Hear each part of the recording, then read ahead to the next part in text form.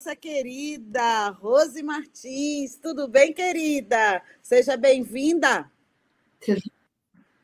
Obrigada, boa noite, Henrique, Yara, todos estão nos assistindo. Obrigada mais uma vez pelo convite. Obrigada a você por aceitar aqui. Rose, eu acho que uma das principais notícias, tem várias, né? A geopolítica não para, é esse acordo de cessar-fogo de Israel e Hamas. Só que, pelo visto, está encruado, né? Eu queria que você trouxesse mais detalhes. Eu até vou botar aqui uma matéria que eu fiz hoje sobre o posicionamento da China. A China é um ator-chave nessa costura por um cessar-fogo, embora toda a mídia comercial fique aí enaltecendo o papel, se é Biden, se é Trump, foi a China que trouxe todos os grupos ali, né, da Palestina. Tem a declaração de Pequim, que é super importante, sempre defendeu a solução dos dois estados, o cessar-fogo, a desescalada. E eu faço aí uma reflexão sobre o nó que está ali nesse gabinete de guerra, no Netanyahu, eles ali se engalfinhando, e o negócio não sai. Eu queria que você explicasse para a gente em que pé que está essa situação. Vou colocar o link aqui para essa matéria no nosso chat, Rose. Não, só para fazer um parêntese sobre a posição chinesa, é uma posição bastante interessante, assim, porque eles fizeram uma reunião lá com os principais grupos políticos da Palestina, inclusive, incluindo a resistência armada, né, incluindo o Hamas, é uma reunião na China para criar uma espécie de unidade nacional, já pensando, né, no pós-conflito e na reconstrução de Gaza. E eu sempre que falo da Palestina, eu falo também da posição do diplomata chinês na Corte Internacional de Justiça, que eu acho que, do ponto de vista dessas representações diplomáticas, eu acho que ele teve uma posição das mais avançadas, né, quando ele fala que a Palestina tem o direito de se defender, inclusive com a força armada, porque Israel é uma nação ocupante. O direito de defesa não está com Israel, mas com a Palestina, porque, ou seja, Israel é um Estado colonial e os palestinos, dentro dos parâmetros do direito internacional, têm direito a se defender desse regime colonial. Então, a posição chinesa é bastante interessante, embora, né, a gente quisesse que eles avançassem ainda mais, né, eles também mandam ajuda humanitária, etc., mas eu falo assim, do ponto de vista de resolver, né, de prestar ajuda militar para a resistência palestina. Esse cessar-fogo, ele saiu agora, ele é assim, muito, muito parecido com o que estava sendo discutido no final de maio, no início de junho, né, um cessar-fogo em 3 fases, troca de reféns, de prisioneiros, reféns feitos lá em 7 de outubro de 23, mas os reféns também que Israel faz, os palestinos que estão presos nas prisões israelenses. Uma troca de reféns prevê, né, a reconstrução de Gaza, a retirada das forças da IDF da faixa de Gaza, né, a volta dos deslocados para suas casas, aumento da ajuda humanitária também, e uma terceira fase, que até estava lendo uma matéria hoje da Al Jazeera, que é a terceira fase que ainda é uma incógnita, está em aberto, que é decidir quem vai governar Gaza, né? Quem vai administrar a faixa de Gaza, os Estados Unidos e Israel, muito espertos que são, querendo que seja a autoridade palestina, né? Que administre Cisjordânia, e se a gente sabe todos os problemas da autoridade palestina em relação a Israel, né, como eles muitas vezes agiram ali, foram muito coniventes com as ações de Israel. Portanto, o que eles não querem é que o Hamas administrem a faixa de Gaza. E o que aconteceu? Muita gente falou do acordo de cessar-fogo ontem, quando foi hoje, Israel publicou, né, os principais jornais publicaram, que a reunião do gabinete do Netanyahu ela foi adiada, a reunião que seria hoje. Eu estou acompanhando o Haaretz, que é um dos principais jornais israelenses, também Al Jazeera, o New York Times, agora à tarde, e as últimas notícias é que provavelmente essa reunião vai ser amanhã. E por que essa reunião foi adiada? Porque 2 ministros, o ministro da Segurança Nacional, Ben-Gvir, e o ministro das Finanças, o Smotrich, eles fazem parte do gabinete, portanto, do Netanyahu, eles são contra o cessar-fogo, né, e falaram que vão se retirar do governo caso esse cessar-fogo seja aprovado.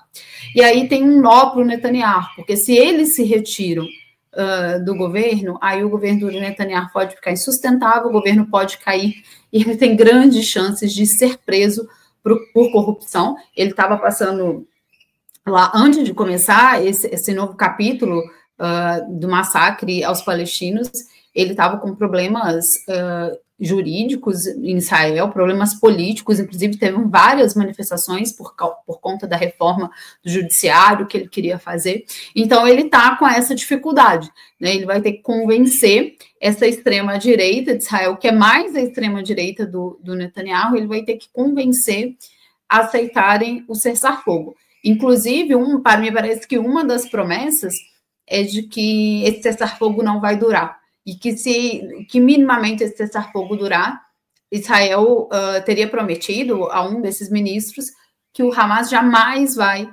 ter qualquer tipo de controle sobre a faixa de Gaza e não vão ser os responsáveis por administrar em Gaza, e que depois ali da segunda fase, os bombardeios vão voltar. Então, realmente, ele está com uma situação muito, muito complicada, né? E o Ben-Gvir, que é o ministro da Segurança Nacional, ele já ameaçou deixar o governo, né? Os principais jornais estão falando isso, que ele deve deixar o governo entre hoje e amanhã, se a insistência for do Benjamin Netanyahu realmente prosseguir com cessar-fogo.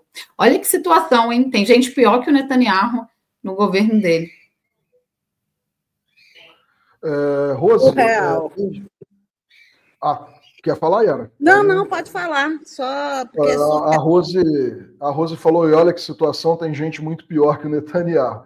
Quando a gente para ver quem são essas figuras, né? O ministro das Finanças, que é o Bezalel Smotrich, e também o ministro da Segurança Interna, né, do Interior, que é o Itamar Ben-Gvir. O Itamar Ben-Gvir... Eu falei segurança nacional, eu não sei exatamente. Não, mas na verdade a tradução do hebraico ela é confusa. Tem ministro do Interior, ministro da Segurança, ministro da Segurança Nacional, e tem até ministro... Aqui em Portugal a imprensa chama de ministro da Polícia. Então, assim, é o cara que cuida da segurança pública, né? Uhum.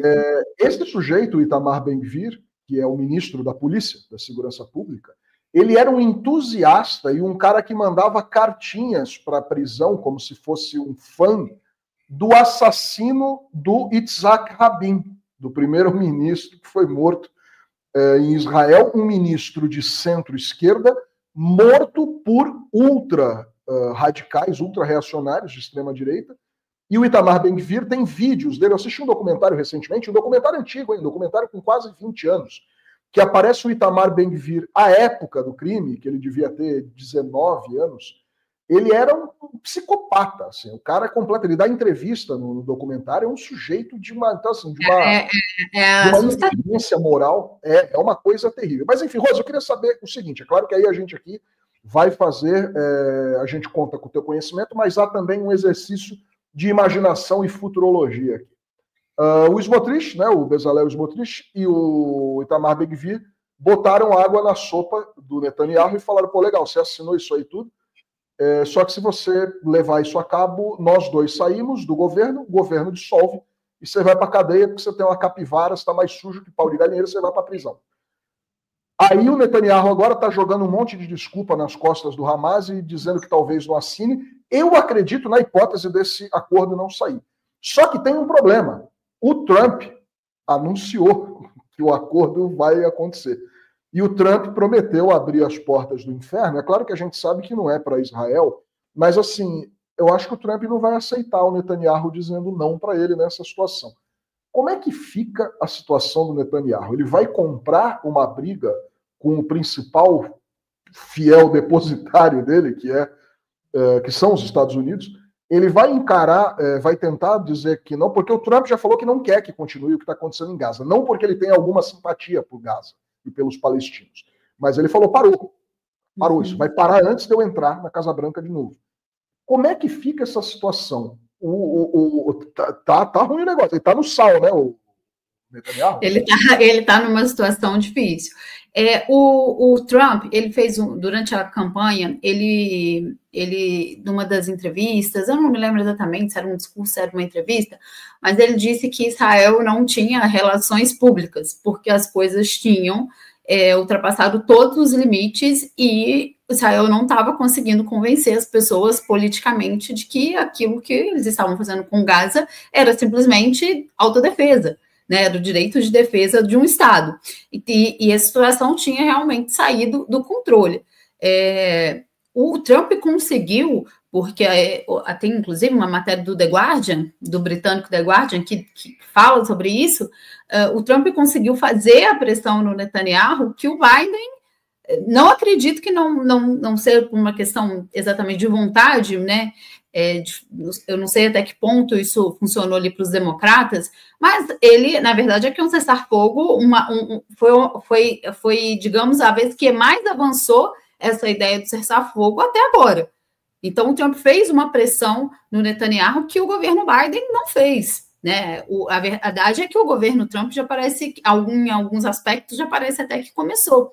E aí, agora, é difícil tentar entender qual vai ser o cálculo do Netanyahu, porque uma falta de apoio dos Estados Unidos coloca eles numa situação muito difícil em termos de material militar e de dinheiro, né? Isso é muito, muito, muito complicado para Israel. Ao mesmo tempo, se ele não obedece às ordens dos Estados Unidos, ele tem um problema interno muito grande. Então, eu não sei realmente, é um exercício difícil, porque é uma situação muito complicada para o Netanyahu. O que ele fez? O que ele passou o dia de hoje falando? Que essa decisão de adiar essa reunião foi por conta do não cumprimento do Hamas de alguns pontos. Mas em nenhum jornal você consegue saber que pontos seriam esses. O mais vago que eu vi que seria algo em relação à fronteira do Egito. E um dos porta-vozes do Hamas falou que eles estão prontos para começar o cessar-fogo, porque, no final das contas, apesar de tudo que Israel fez, né, a quantidade de pessoas civis, destruiu 60% da infraestrutura civil de Gaza, matou muitas crianças. Apesar de tudo, ter aceitado esse cessar-fogo de certa forma, uma vitória do Hamas, da resistência. Porque, olha só, 15 meses de bombardeios diários, hospital, ambulâncias, pessoas pedindo comida, né? Com os Estados Unidos apoiando, a retórica ali na campanha do Biden vacilou um pouco porque pegou muito mal internamente. Mesmo assim, eles não conseguiram chegar no seu objetivo, que é a destruição do Hamas. Né? Inclusive, hoje eu estava assistindo uma entrevista do Breno Altman mais cedo, e o Breno, como vocês sabem, ele acompanha com muita atenção, né? Ele lançou um livro sobre isso, e o Breno ele trouxe um dado de que o Hamas ele conseguiu recrutar quase o mesmo número de combatentes que ele perdeu do 7 de outubro para cá. Então, os combatentes do Hamas iam morrendo, mas eles conseguiam recrutar, vamos dizer assim, algo em torno de 80% dos que iam morrer. Então, o grupo não se dissolveu, ele não acabou, né? Israel passou por dificuldades políticas, porque eles têm um certo constrangimento, sim, no cenário internacional, apesar de ser um constrangimento insuficiente para a gente, né, para a gente imaginar que esse regime, que o regime sionista caia e que ali a gente veja nascer ou 2 estados. Eu acho que essa é uma solução mais difícil agora, mas pelo menos um estado, né, em que cada cidadão tenha direito a um voto, eles vivem em regime, os israelenses e os palestinos sejam iguais, né, tenham direito à terra igual, a plantar, acesso à água, enfim, o palestino seja um cidadão pleno, como os israelenses são tratados, né, e isso precisa que o regime sionista caia. Para isso teria que ter um apelo político internacional de boicote econômico, financeiro, enfim, gigantesco, mesmo que a gente não veja nada disso, no final das contas, chegar a esse acordo de cessar-fogo, que prevê a retirada de Israel da faixa de Gaza, reconstrução, permitiu o que eles fizeram durante esse tempo todo, que foi brecar a ajuda humanitária de entrar em Gaza. Teve uma queda do número de caminhões cruzando ali o território de Gaza com ajuda humanitária. Então, no final das contas, apesar de insuficiente, é um sinal de fraqueza de Israel, que eles não estão com essa bola toda. E o que esses ministros não querem é justamente isso. Eles querem continuar tentando exterminar o Hamas. 15 meses depois, eles não conseguiram. E eles não conseguiram, né? A resiliência do povo palestino é algo realmente impressionante, porque o nível de violência direcionada foi muito grande. Mas, assim, só para tentar, Henrique, responder de uma forma objetiva a sua pergunta, eu acho que ele vai tentar uma negociação com esses ministros e que esse cessar-fogo não vai ocorrer nos termos do acordo, porque o acordo dá um respiro muito grande para os palestinos, né? A retirada das forças de Gaza, a volta das pessoas para sua casa, a entrada de mais caminhão, a troca de reféns também é muito favorável para os palestinos, mas eu acho que o que vai acontecer é aquela malandragem israelense, né? Eles, em alguns outros momentos, por exemplo, eles também firmaram um cessar-fogo em outros termos muito, muito piores, mas desobedeceram. Inclusive, eles estão tão mal intencionados que hoje já morreram 60 palestinos. Eles não pararam ainda. Está previsto para começar no domingo. Mas peraí, aí tem um acordo de cessar-fogo na mão e eles continuam bombardeando Gaza, sabe? Então, eu acho que o que ele vai tentar é isso, tentar alguma negociação com esses ministros. Eu não sei se nessa altura do campeonato isso é possível, mas tentar algum tipo de negociação e não fazer esse acordo ser cumprido na sua integridade, né? Que seja realmente aquilo que está no papel, e aí a gente vai entrar num outro capítulo do conflito. Tomara que não seja isso, mas com certeza aceitar esse acordo e cumprir mostra que Israel está, de certa forma, cedendo terreno para o Hamas e que o Hamas, que a resistência teve um ganho. E, sabe, Rose, me chamou a atenção a celebração das pessoas, muitas imagens nas redes sociais. Teve até uma mulher que dialoga com isso que você trouxe, que o Altman falou. Ela falando, olha, vocês querem nos destruir, mas eu estou aqui, ela está aqui, aponta para as crianças, dizendo, elas aqui vão continuar, nós somos fortes, resilientes. Mas eu fico muito com o pé atrás, porque, primeiro, o uso político dentro da política estadunidense, que as pessoas podem até negar, mas foi um fato decisivo, também um dos elementos que levou à derrota da Harris, né? Ali dentro, as pessoas, a gente viu movimentos intensos ali de estudantes, né, ao longo de todo o território dos Estados Unidos contra, mas o sionismo a gente sabe que é muito forte, muito rico, muito poderoso. E uma coisa que eu notei, acompanhando a mídia comercial, Rose, de como eles admitem os exageros de Israel, sabe? Admitem, por exemplo, essa pegadinha. E só que a gente está chegando aí com o Trump que quer, né, inclusive queimou a largada para avisar que ele que resolveu tudo, porque ele é o todo-poderoso. E aí, será que a gente não celebrou antes demais? A gente, assim como o Trump, também não queimamos a largada nesse cessar-fogo que a gente está vendo aí, que só das partes, que o Netanyahu, como o próprio Henrique, vocês trouxeram, ele é refém dessa guerra. Ele saindo, ele acabando a guerra, para que ele vai estar ali? Um radical genocida desse. Como que você vê aí os próximos passos, Rose? Olha, isso é até importante, porque na Al Jazeera também eles estavam notando muito que, assim, que em Gaza era um clima de esperança, mais de desconfiança, né? Justamente porque Israel tem um histórico de não respeitar o cessar-fogo, inclusive do 7 de outubro para cá. Historicamente isso aconteceu, mas do 7 de outubro para cá também. Eu não sei exatamente como está a situação no Líbano, mas me parece que tem ainda soldados de Israel no território do Líbano, mesmo que eles também estejam em cessar-fogo.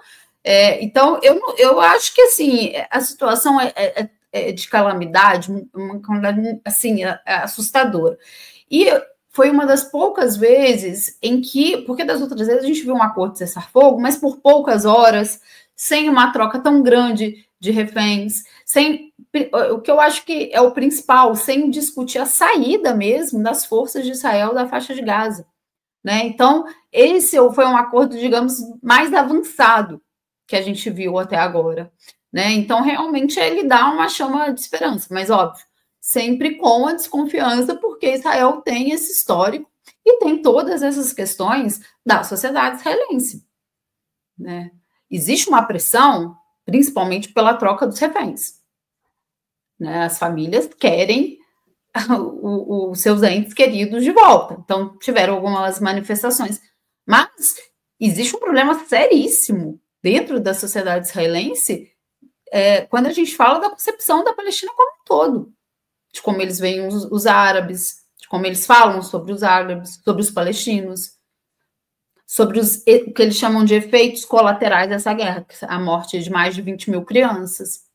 Então, a sociedade israelense, eu vou usar uma palavra bem clara aqui, pelo que a gente pôde acompanhar, porque, né, como virou o principal tema internacional há 15 meses, a sociedade israelense me parece uma sociedade podre, apodrecida.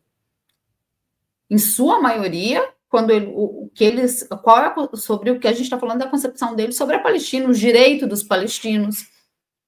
Então, é um problema muito sério, por isso que a gente vai voltar sempre na raiz desse problema, que é a destruição da doutrina sionista, que é uma doutrina racista, em sua essência. Então, enquanto existir o sionismo, eles vão entender o direito dos palestinos como um não direito. Aquelas pessoas, elas não têm o direito à cidadania plena.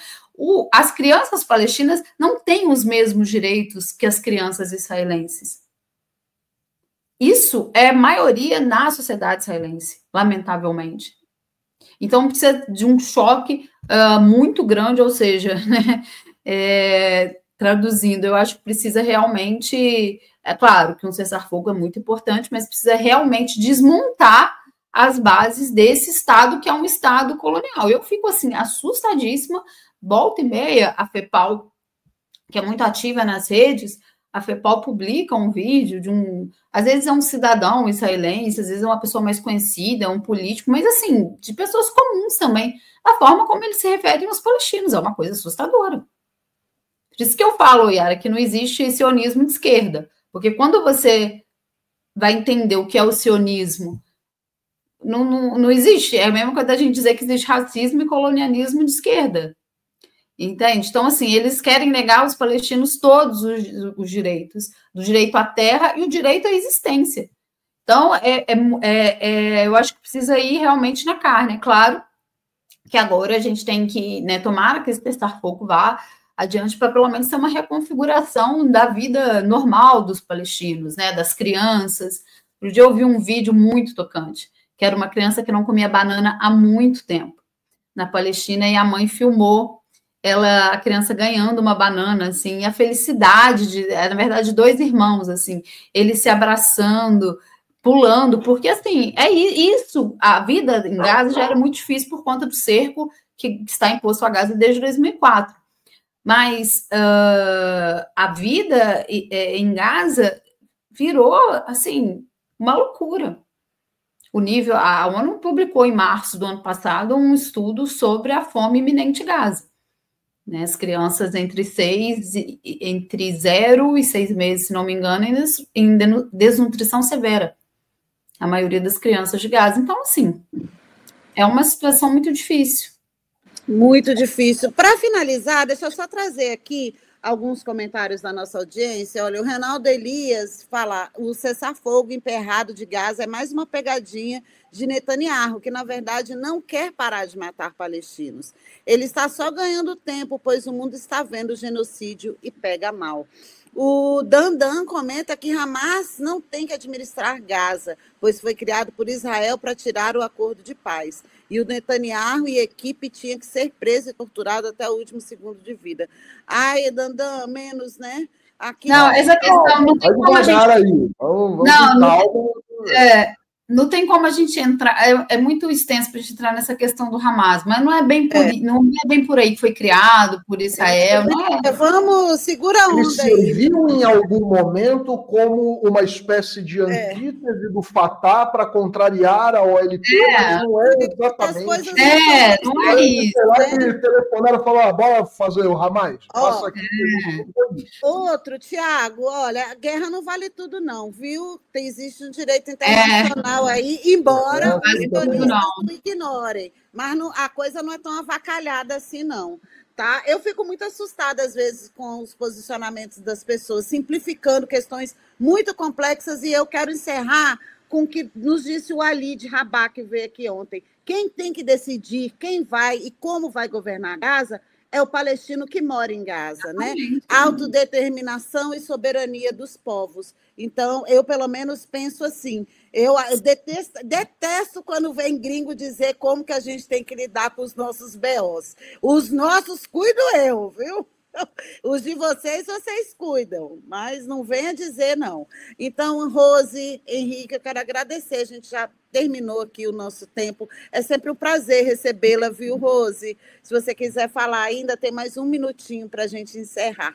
Não, só sobre essa fala do Alid que você trouxe, eu concordo também. Quem tem que decidir é os palestinos. E a aprovação ao Hamas aumentou em Gaza justamente porque é o Hamas que tem defendido os palestinos. E pouca gente sabe, né, porque a mídia faz um discurso totalmente contrário a isso, mas o Hamas ele foi eleito pela maioria dos palestinos em Gaza em 2004, e foi daí que começou essa crise, porque nem a União Europeia e os Estados Unidos aceitaram, né, que o povo palestino tivesse dando apoio para um grupo de resistência legítima armado. Então, as coisas são bem mais complexas mesmo. E tem um pensador paquistanês, o Tariq Ali, que eu gosto muito dele, que um livro, acho que é de 2009, algo assim, de entrevistas que publicaram dele, ele fala que ele não é simpático a várias coisas que o Hamas defende, mas defende o Hamas porque são eles que têm resistido com o povo palestino. Isso já há algum tempo, e essa é a verdade, por isso